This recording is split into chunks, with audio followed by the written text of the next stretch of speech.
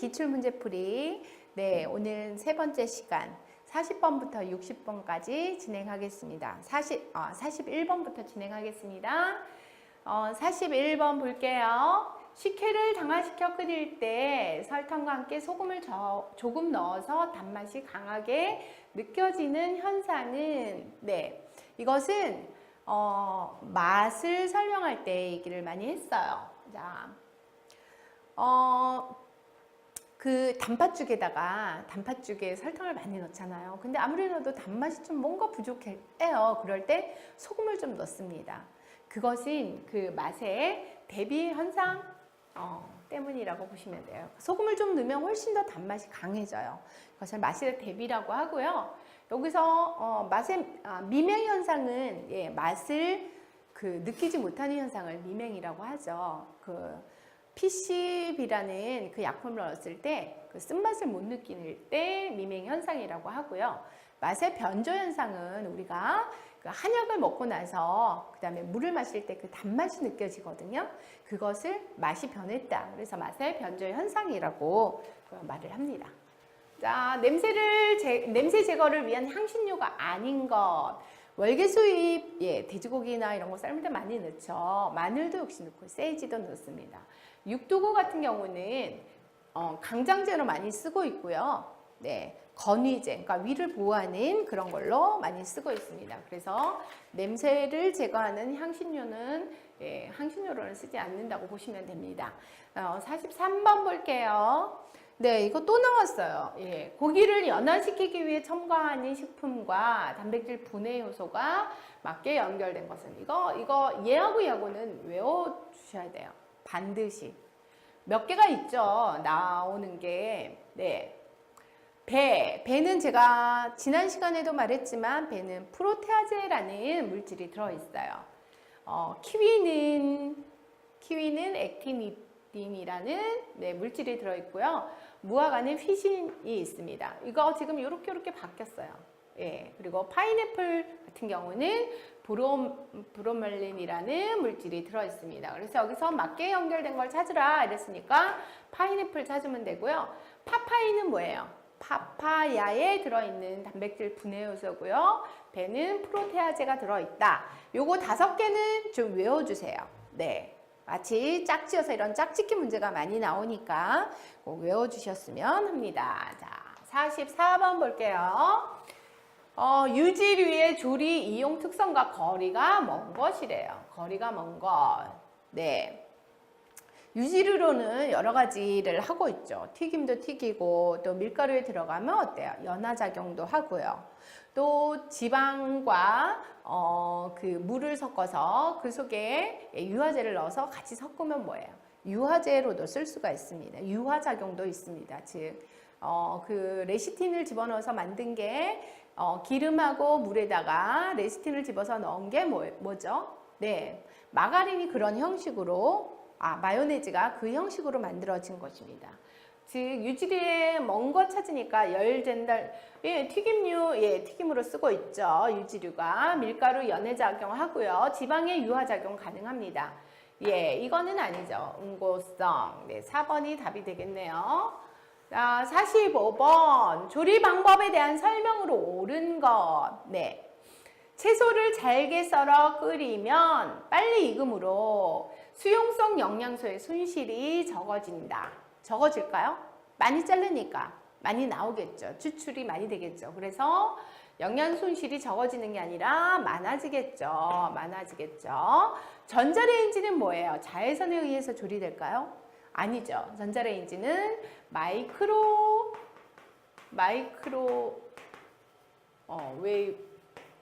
웨이브. 예, 이렇게 말하죠. 전자레인지를 마이크로파에 의해서, 예, 예, 음식이 조리가 되고 있습니다. 콩나물의 색을 맑게 만들기 위해서 소금으로 간을 한다. 네, 맑은 색을 내기 위해서는 소금으로 간하면 색깔이 맑겠죠. 간장 넣으면 어때요? 색이 좀 진해지겠죠. 예. 또 푸른색을 최대한으로 유지하기 위해서 소량의 물을 넣는다. 네, 푸른색을 유지하기 위해서는 그 채소의 5배의 물을 넣고 끓는 물에다가 데칩니다. 5배. 그래서 맞는 답은 3번이 되겠습니다. 46번. 네. 단백질 함량이 14% 정도의 밀가루로 만드는 것이 가장 좋은 식품은, 여기서 물어보는 거는 밀가루의 종류를 물어보는 것입니다. 예, 단백질 함량에 따라서 나누죠. 즉 글루텐의 함량에 따라서 강력분, 중력분, 박력분 이렇게 세 가지로 나누고 있습니다. 박력분 이렇게 세 가지로 나누고 있는데, 강력분은 14% 이상, 중력분은 10에서 13% 이상, 13%, 그리고 박력분은 10% 이하. 예, 글루텐 함량, 즉 단백질 함량을 말하는 것입니다. 그래서 여기서 말하는 건 여기죠. 예, 요거는 뭐로 많이 쓰이냐면 스파게티나 마카로니, 네, 또 빵 같은 걸 할 때, 식빵 같은 걸 할 때 요거 강력분의 밀가루를 씁니다. 그러면 중력분은 뭘까요? 즉 중력분 우리가 흔히 많이 쓰는 건데 뭐 전도 하고 또 밀가루로 칼국수도 하고 만두도 하고 그러죠. 그거를 중력분으로 많이 쓰고요. 박력분 같은 경우는 케이크나 과자, 즉 단백질 함량이 많지 않아서 씹으면 바삭바삭한 그런 식감을, 튀김 이런 것들을 쓰고 있습니다. 그러면 여기서 14% 정도니까 즉 강력분을 얘기하는 거고요. 가장 좋은 식품은 네, 마카로니가 되겠네요. 버터 케이크, 튀김, 과자류 얘네들은 박력분이 되겠습니다. 자, 고등어 구이를 하려고 한대요. 정미 중량이 70g이고요. 조리하고자 할 때 1인당 발주량은 얼마인가? 이렇게 계산하는 문제가 나오면 사람들이 많이 당황해요. 근데 당황하지 마시고 한번 보실게요. 발주량은 간단합니다. 공식 외우면 돼요. 100 마이너스 폐기율 분의 정미중량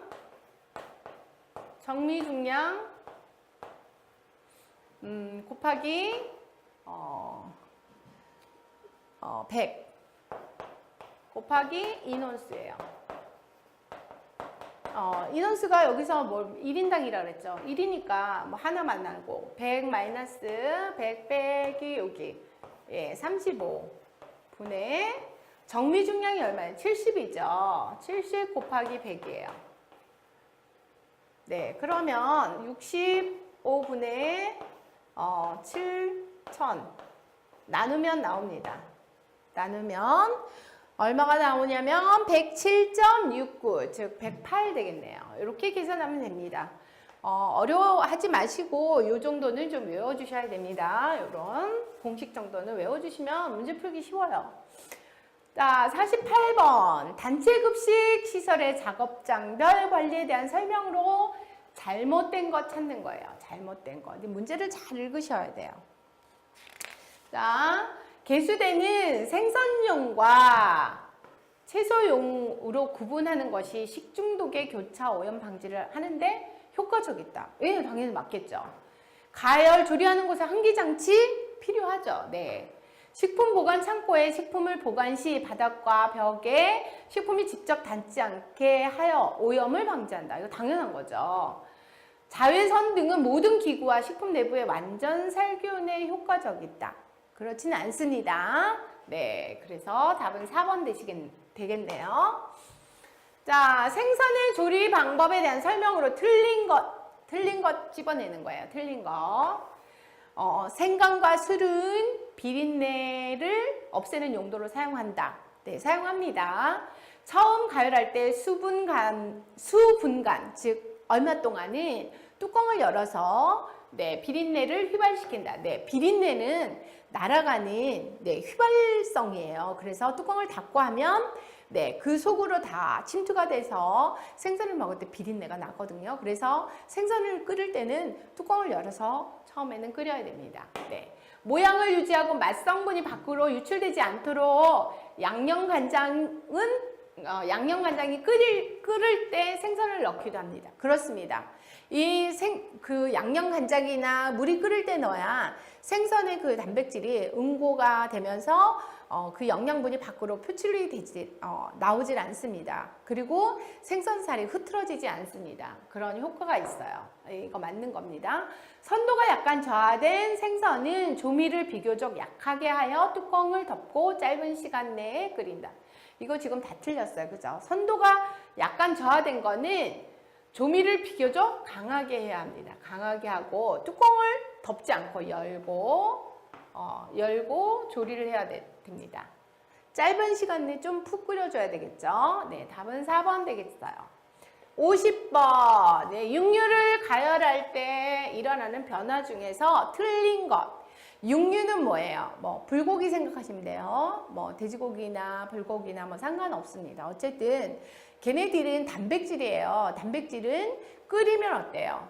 예, 줄어들어요. 수분이 빠져나오면서 중량이 증가가 되는 게 아니라 감소가 되겠죠. 풍미는 어때요? 예, 훨씬 향상이 되겠죠.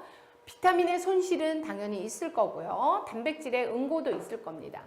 그러면 중량이 감소된다. 틀린 거 찾으랬으니까 1번 찾으면 되겠습니다. 자, 51번. 하천수에 용존산소가 적다는 것은 무엇을 의미합니까? 용존산소가 적다. 즉, 그 물 안에 산소가 조금 들어있다는 거예요. 그렇게 되려면 어떠냐면 그 안에 유기물들이 많아서 얘네들이 유기물들도 어때요? 산소를 공기로 호흡하거든요. 그 유기물이 많기 때문에 산소가 적다는 겁니다. 다 썼다는 거예요. 즉 유기물이 많아서 오염이 되었다는 것입니다. 답은 1번 되겠습니다.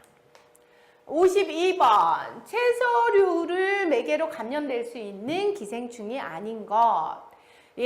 채소 속에 그 여러 가지 이제 그 기생충들이 있는데 해충, 구충, 편충 얘네들은 다 채소로 인한 거예요. 그러면 유구조충은 뭘까요? 유구조충. 네, 유구조충, 무구조충 두 가지가 있습니다. 유구조충, 무구조충 두 가지가 있는데 유구조충은 즉 갈고리존충이라고 하고요. 무구조충은 민존충이라고도 합니다. 자, 얘는 돼지에 들어있는 기생충이에요. 무구조충은 소에 들어있는 기생충입니다. 그래서 채소가 아닌 것 고를 때 유구조충 고를 수 있어야 합니다. 이건 기본적인 거예요. 틀리면 바보예요. 자, 실내 온기의 오염 지표. 이거 제가 굉장히 누누이 말을 많이 했는데요. 실내 공기. 우리가 실내에 있을 때 어때요? 산소를 들이마시고 이산화탄소를 내뱉습니다. 사람이 많으면 산소는 많이 들이마시고 여러 사람이 마시니까 또 이산화탄소는 많아지는 겁니다.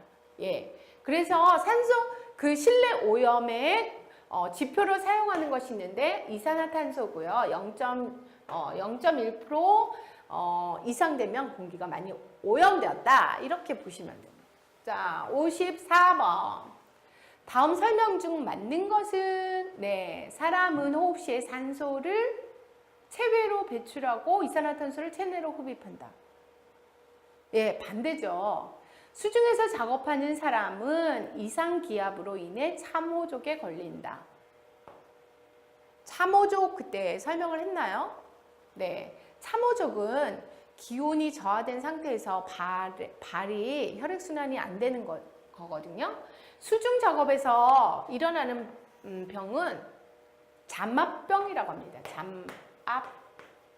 압력에 의해서. 압력. 이건가요? 압력. 압력에 의해서 생기는 잠압병에 걸릴 수 있습니다. 3번. 조리장에서 작업 시 적절한 환기가 필요하다. 네, 맞겠죠? 정상 공기는 주로 수소와 이산화탄소로 아니죠. 산소와 질소로 구성되어 있습니다. 자, 55번. 간디스토마는 제2의 중간숙주인 민물고기 내에서 어떤 형태로 존재하다가 인체에 감염을 일으키는가. 이거는 그냥 외우셔야 돼요. 피낭유충이라고 유충이 이렇게 껍질이 이렇게 쌓여 있어요. 그래서 이 상태로 네. 감염을 일으킵니다. 56번. 일반적인 인수 공통 감염병에 속하지 않는 것. 인수 공통 감염병. 예, 이게 굉장히 시험에 많이 나오는데요. 사람하고 동물하고 같이 걸리는 병을 인수 공통병이라고 합니다. 탄저, 인플루엔자 우리 많이 하죠. 예, 뭐 새, 조류 이런 거랑 많이 걸리는 거죠. 광견병은 뭐예요? 개랑 많이 걸리는 거고요. 예, 홍역이 아니고요. 탄저도 인축 공동 감염병입니다. 자, 57번. 소음의 측정 단위. 소음의 측정 단위는 데시벨이라고 하는데요. 이것이 무엇을 나타내는 단위인가? 이건 음압입니다. 음압. 8번. 자외선의 작용과 거리가 먼 것. 자외선이 여러 가지 증상을 일으키는데요. 피부암을 자외선 차단 지수 뭐 높은 거 우리 얼굴에도 많이 바르고 하죠. 피부암도 유발하고 또 자외선이 좋은 게 뭐냐면 자외선 살균 소독기 있죠. 예, 살균 작용도 해요. 또 자외선을 많이 쬐면 비타민 D를 생성해서 체내에서 합성을 해서 네, 골다공증 이런 거를 예방하기도 합니다. 안구 진탕증 이거는 뭐냐면 불량 조명일 때 막 흔들리는 조명이거나 뭐 배 타는 사람 오징어 배 타고 막 가고 막 이러면 이럴 때 걸리는 병이 안구 진탕증입니다. 흔들리는 조명 또는 불량 조명일 때 걸리는 병이라고 할 수 있습니다. 자, 59번. 환자나 복균자의 분뇨에 의해서 감염될 수 있는 경구감염병에서 경구감염병을 묻는데요. 경구감염병, 즉 전염병을 얘기하는 거죠. 네, 입으로 또는 복균자의 분뇨 이런 건데 보통 경구감염병은 장티푸스, 콜레라, 세균성 이질, 아메바성 이질 이런 게 경구감염병이라고 보시면 돼요. 네, 답은 1번 쓰겠습니다. 자, 과량 조사 시 열사병의 원인이 되는 것. 열사병. 예, 막 햇볕이 너무 뜨거워가지고 네. 막 쓰러지는 사람들 있죠. 여름에, 특히 여름에 막 온도가 막 38도 막 이렇게 올라갈 때 쓰러지는 그런 원인이 되는 건데 그 햇볕은 이렇게 그 세 가지가 있잖아요. 자외선, 적외선, 가시광선 이렇게 세 가지가 있는데 여기서 열을 내는 거는 적외선이에요. 우리 원적외선 아시죠? 원적외선 그 사우나 같은 데 가시면 원적외선 사우나 이렇게 있죠. 거기 가면 어때요? 굉장히 뜨겁잖아요. 예, 열사병을 일으킬 수도 있는 그러한 태양 광선 중에 하나입니다. 예, 답은 2번 적외선 이렇게 보시면 됩니다. 자, 2014년 10월 11일 실시했던 문제를 문제풀이 과정을 다 마쳤습니다. 다음에 또 뵙겠습니다. 감사합니다.